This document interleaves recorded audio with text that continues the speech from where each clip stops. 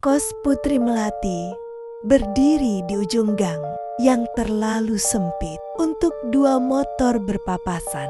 Jika hujan turun, air dari selokan meluap hingga menutupi ujung sandal.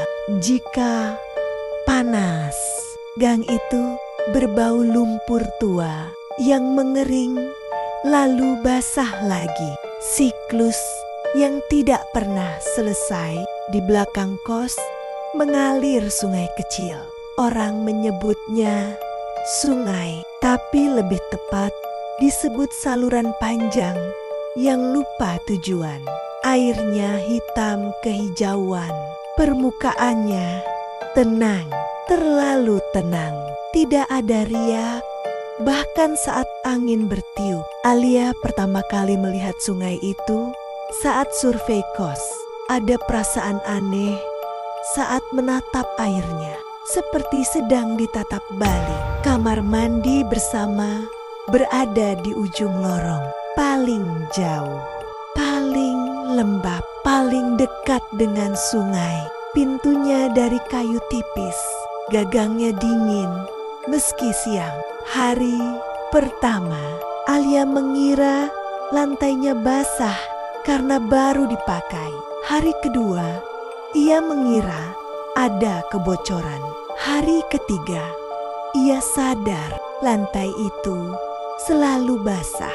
Bahkan saat tidak ada siapapun, basahnya tidak seperti air tumpah, tidak mengalir, tidak menetes. Basah seperti kulit seseorang yang baru keluar dari air. Malam pertama, ibu kos mengunci pagar besi tepat pukul 10.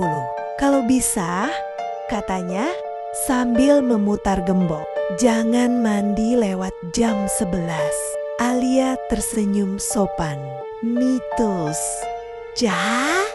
Bu? Ibu kos berhenti bergerak. Tangannya masih digembok. Bukan, katanya tanpa menoleh. Kalau lewat jam itu, airnya bukan buat kamu. Nada suaranya datar, tidak mengancam, tidak bercanda. Justru itulah yang membuat Alia tidak bertanya lebih jauh. Malam ketiga setelah pindah, Alia pulang lebih larut dari biasanya. Langit sudah gelap sejak pukul 6, tapi malam itu terasa lebih berat. Udara lembab menempel di kulit seperti lapisan tipis minyak. Jam di ponselnya menunjukkan 23,37 saat ia memasuki lorong kos. Lampu lorong menyala setengah, beberapa mati, beberapa berkedip. Saat Alia melangkah menuju kamar mandi, ia mendengar suara itu. Suara air, bukan tetesan, bukan bocor. Shower menyala. Alia berhenti melangkah. Jantungnya berdetak terlalu cepat. Ia yakin tidak ada orang yang masuk kamar mandi sebelum dirinya. Lorong tadi kosong, sunyi, bahkan pintu-pintu kamar tertutup rapat. Dengan langkah ragu, Alia mendekati pintu kamar mandi. Pintu tertutup, lampu mati. Namun suara air jelas terdengar dari dalam. Alia mengulurkan tangan, mendorong pintu perlahan.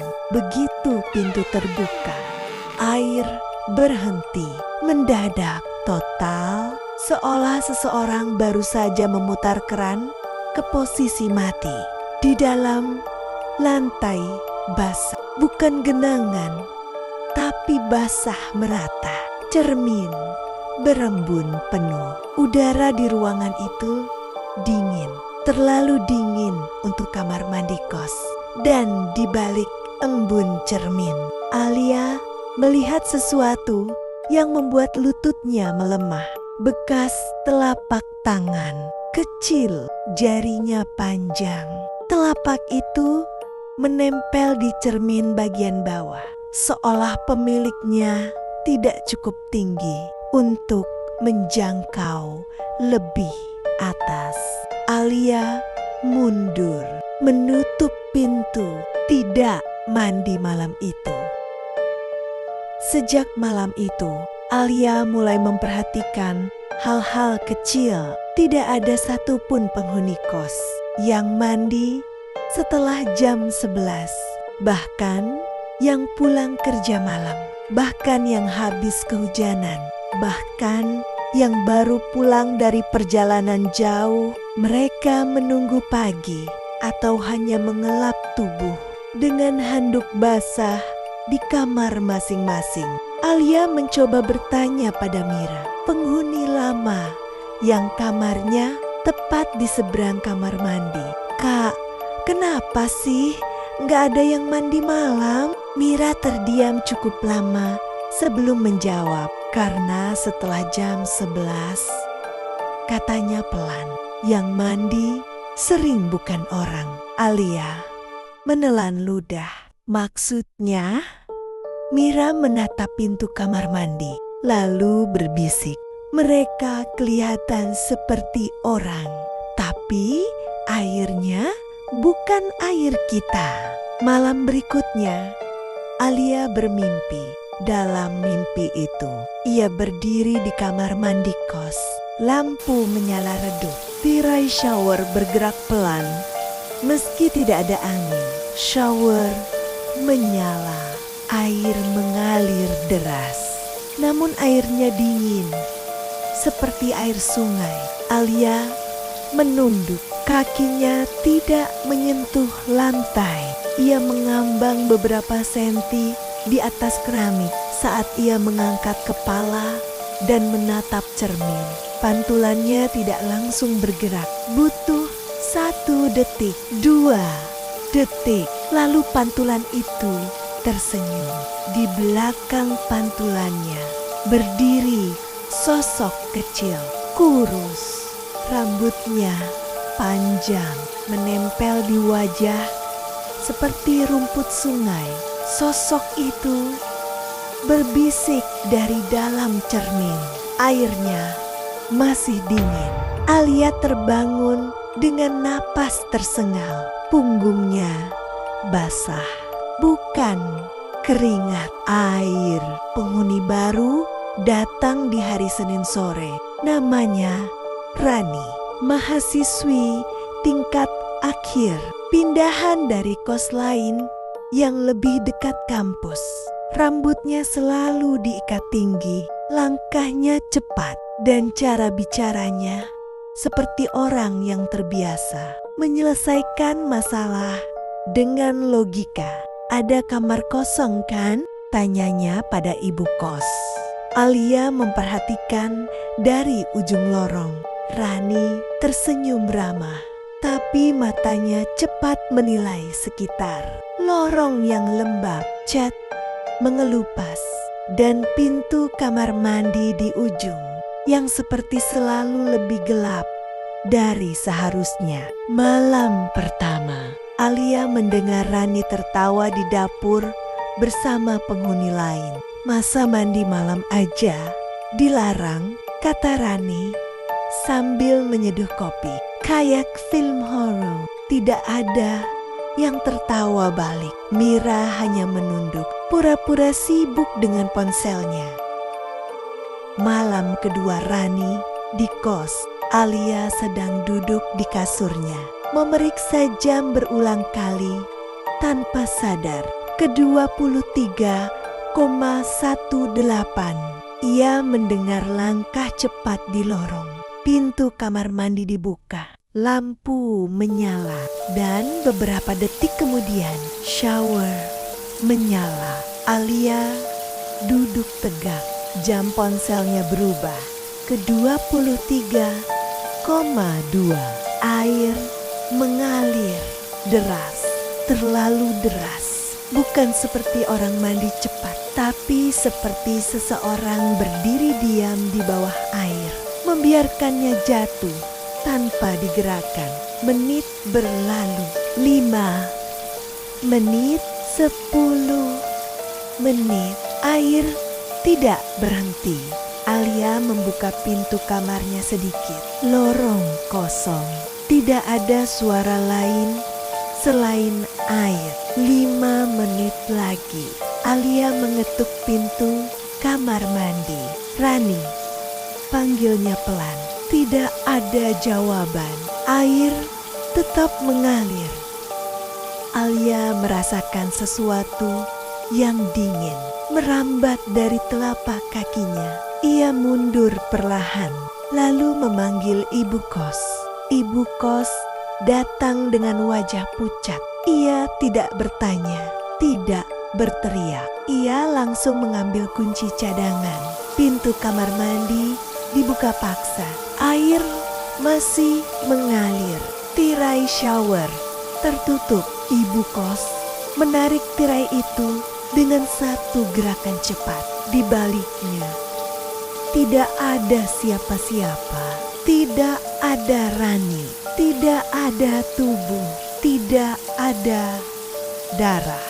Hanya pakaian Rani terlipat rapi di lantai. Kaos, celana, handuk, dan di bawah shower.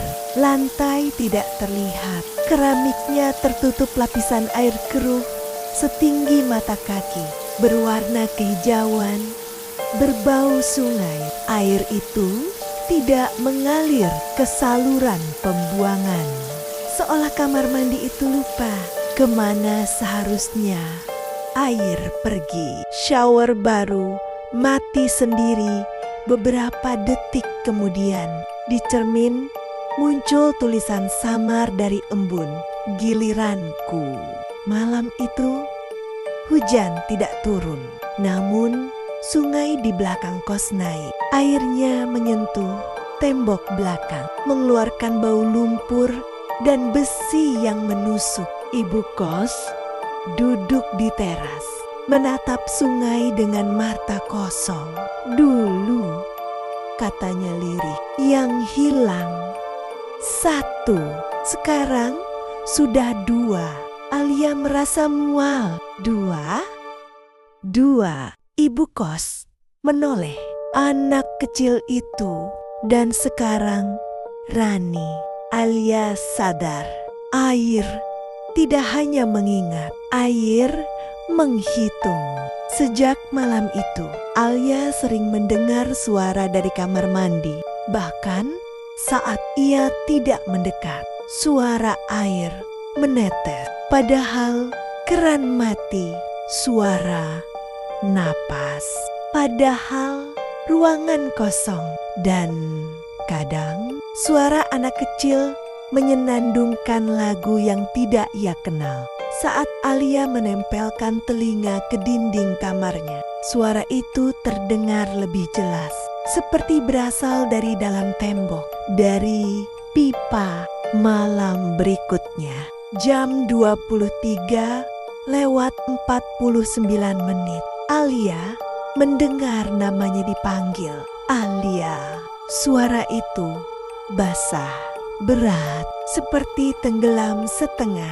Ia menutup mata. Mira pernah berkata, "Kalau dipanggil, jangan jawab." Ponsel Alia bergetar. Pesan dari nomor tidak dikenal. Airnya dingin, masuk sebentar. Malam itu udara terasa berbeda. Bukan dingin, bukan panas, berat, seperti udara yang sudah lama berada di dalam air.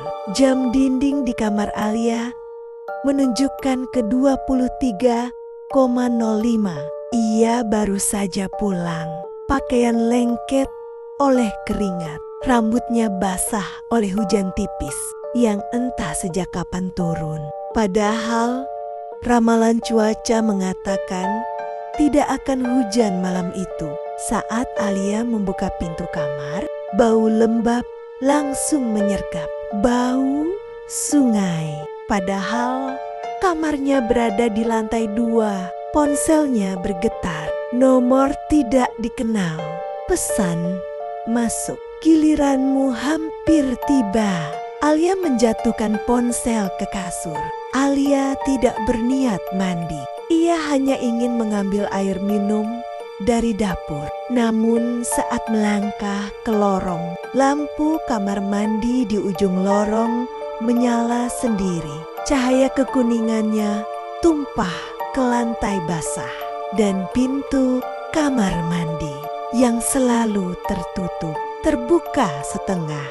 Dari dalam terdengar suara air, tidak deras, seperti seseorang menyalakan shower hanya sedikit untuk memancing. Alia mundur satu langkah, lalu dua, namun di belakangnya lorong terasa lebih sempit, seperti dindingnya merapat perlahan. Dari dalam kamar mandi, suara anak kecil terdengar jelas. Bukan isak, bukan tawa, suara bicara. Airnya nggak dingin lagi. Nada suaranya datar, tenang, seperti anak yang sedang berendam terlalu lama. Masuk sebentar aja. Alia menutup telinganya, namun suara itu tidak datang dari udara. Ia datang dari dalam kepala. Alia tanpa sadar sudah berdiri di depan pintu kamar mandi. Ia tidak ingat melangkah ke sana. Pintu terbuka penuh. Di dalam, kamar mandi tampak lebih besar dari seharusnya. Plafonnya lebih tinggi, dindingnya memanjang. Cermin di depan wastafel tidak memantulkan apapun. Tidak ada wajah Alia, tidak ada ruangan, hanya air gelap dalam. Dan dari dalam cermin itu muncul bayangan kecil, kurus, rambut panjang, kulit pucat kebiruan. Anak itu menempelkan telapak tangannya ke cermin. Ibu kos muncul di ujung lorong, wajahnya pucat, matanya merah.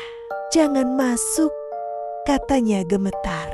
Alia menoleh. "Bu, kenapa ini terjadi?" Ibu kos terisak pelan. Dulu anak itu tenggelam. Semua orang pikir sungai yang salah, tapi bukan. Ia menunjuk kamar mandi. Air di sini disambung ke sungai lama, saluran tua, tidak pernah ditutup, dan setiap beberapa tahun, lanjutnya, air minta ganti. Alia berbisik, "Ganti? Apa?" Ibu kos menatapnya yang mandi. Jam di ponsel Alia berbunyi pelan. 23,59. 1 menit sebelum jam 12. Anak itu tersenyum. "Kalau kamu masuk sekarang," katanya lembut, "kamu nggak capek lagi." Air di lantai mulai naik, menyentuh mata kaki Alia. Dingin, lengket. Alia menatap cermin sekali lagi. Lalu dengan seluruh sisa keberaniannya, ia menutup pintu kamar mandi, menguncinya dari luar. Anak itu menjerit, bukan jeritan marah, jeritan kecewa. Air menghantam pintu dari dalam. Air berhenti tepat saat azan subuh terdengar. Lorong kembali normal. Dinding kembali ke tempatnya. Pintu kamar mandi kering. Untuk pertama kalinya sejak Alia tinggal di sana, lantainya benar-benar kering. Ibu kos duduk di lantai, menangis tanpa suara. "Dia pergi," bisiknya. "Untuk sementara." Alia pindah hari itu juga. Ia tidak menoleh ke belakang saat keluar dari gang kos. Sungai tampak surut, tenang, terlalu tenang. Di kos barunya, segalanya tampak normal. Namun sejak malam itu, Alia tidak bisa mandi setelah jam 11. Air shower selalu terasa dingin. Walau pemanas menyala, kadang lantai kamar mandinya basah saat ia bangun pagi. Dan sesekali saat ia menatap cermin setelah mandi, pantulannya terlambat bergerak seperti memastikan giliran itu belum benar-benar selesai. Di kos-kos tua dekat sungai, larangan mandi malam bukan soal kesehatan. Itu soal menghormati giliran, karena air tidak pernah lupa siapa yang hampir masuk.